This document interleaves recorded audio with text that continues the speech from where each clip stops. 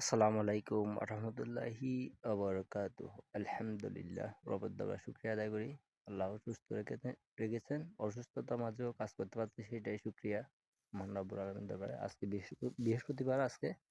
আজকে খাতিপুরা সিম সংগ্রহ করার জন্য আসছি। এই যে দেখতেছেন, সিম সংগ্রহ করা হচ্ছে এখন। এই যে দেখতেছেন,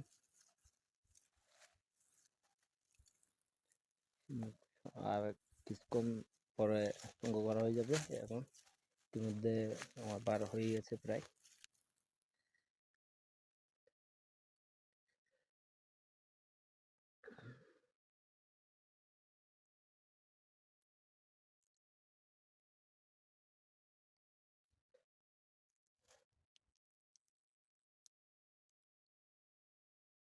চারিদিকে এখন মরুভূমির মতো হয়ে আছে।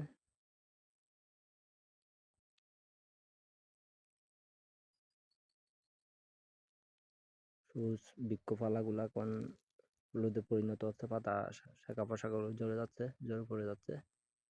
এখন পুদিন মাস, তার কারণে গাছের পাতাগুলো ঝরে যাচ্ছে। নতুন আবার ফাল্গুনের পাতা আসলে গাছের স্বস্তি ফিরে পাবে।